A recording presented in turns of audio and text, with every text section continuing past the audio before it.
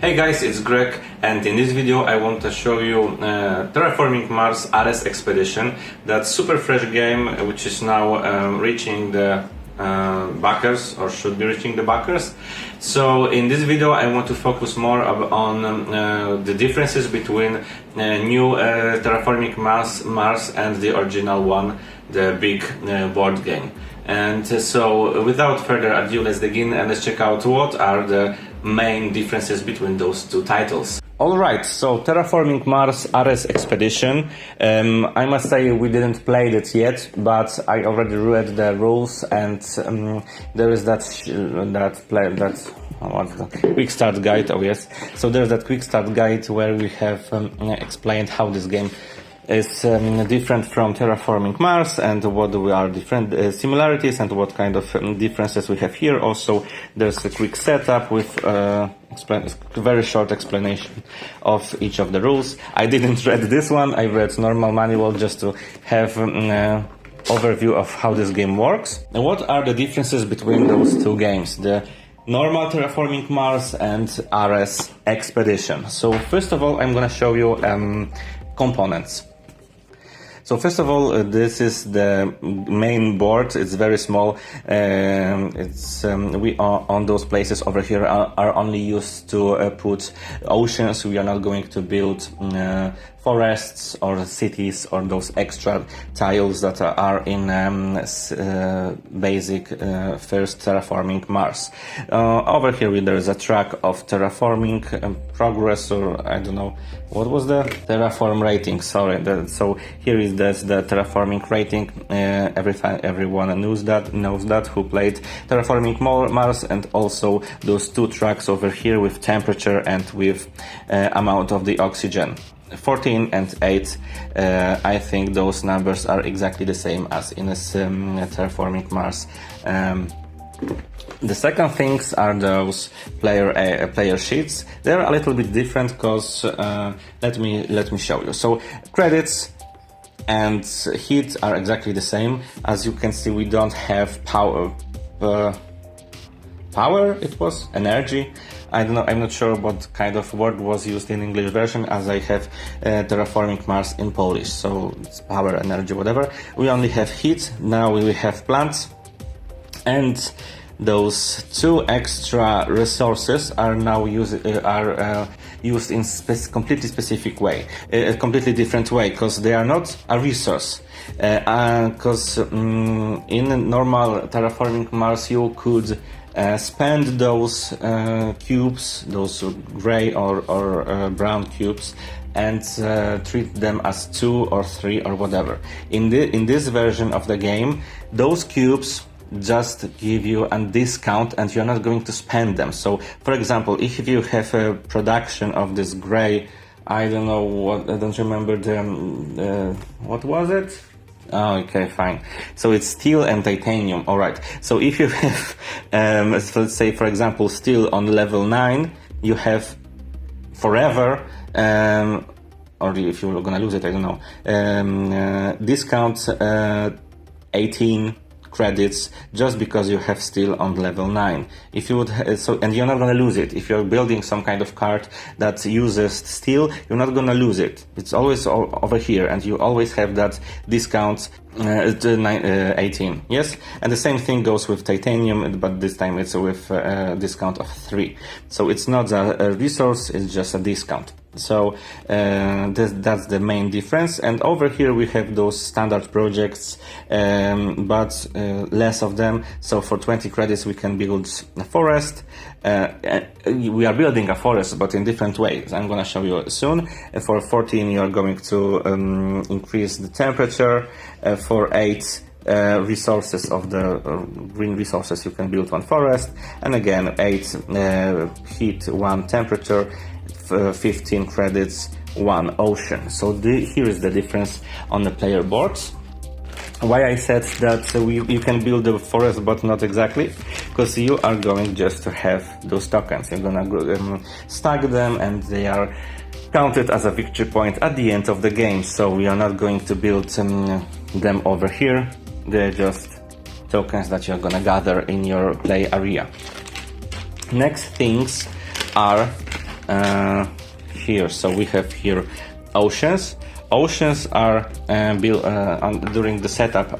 We need to put them using that orange side this way, and every time you're going to build an ocean, you just need to swap this token, and you're going to grab, of course, the victory points and also the bonus that is written over here. And in this situation, that's just extra card.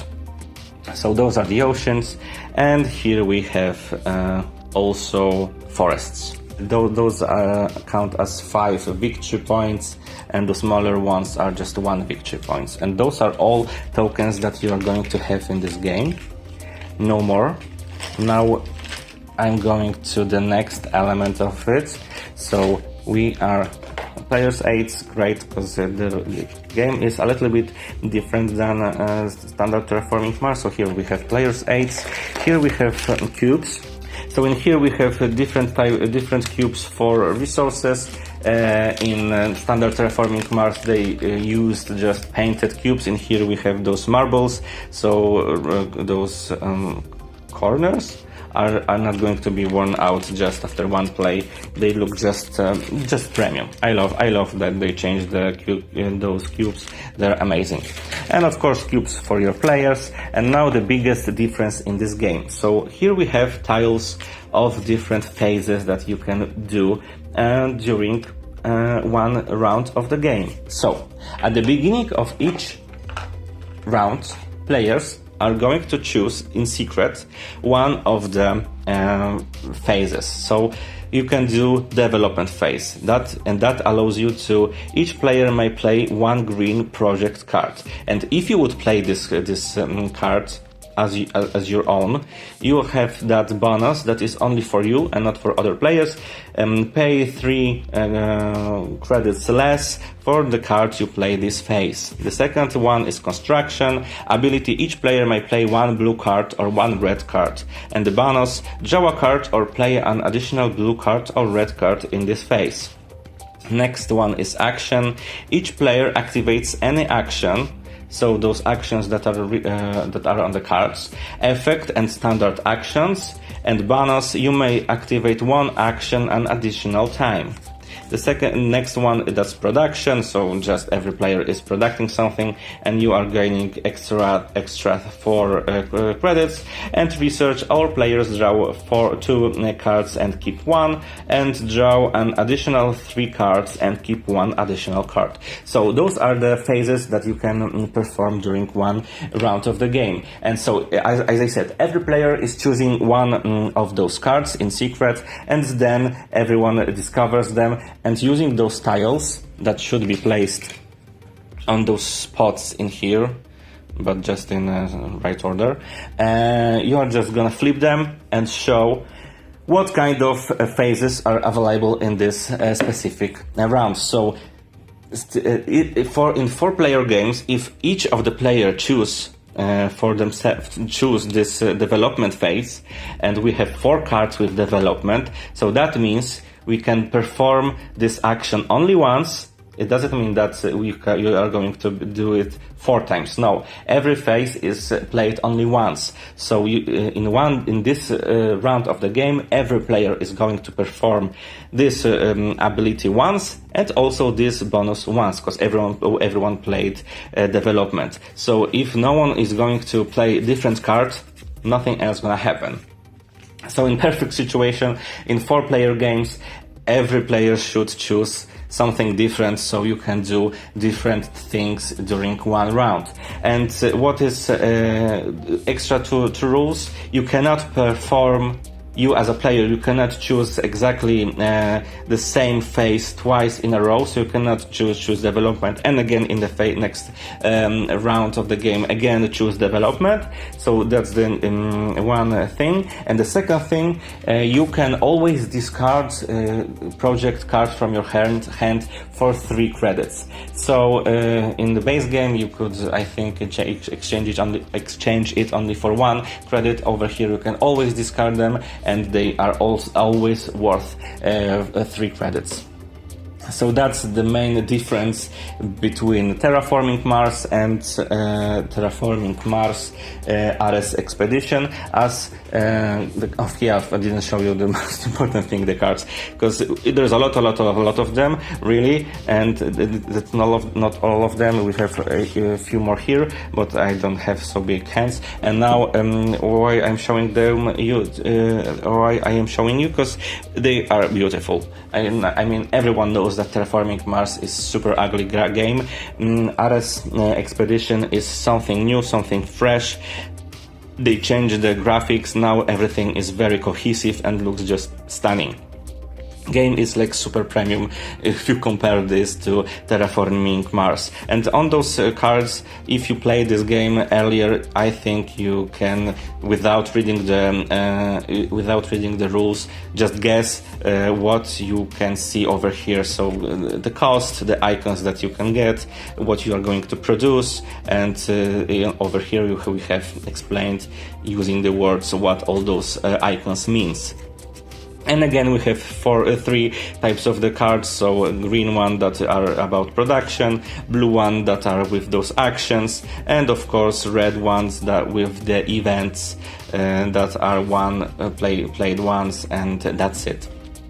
So as I said, we didn't play it yet. I have and one extra important thing, that's every player. So for example, that's development phase, and every player is performing this action simultaneously, so that means everyone is doing everything at the same time. So I think that's going to make this game much faster than the normal Terraforming Mars. I don't know if that's true, because as I said, I didn't play it yet. We're gonna do it this weekend, but I wanted to share with you what we can expect from Terraforming Mars Ares Expedition. It's, I think, smaller.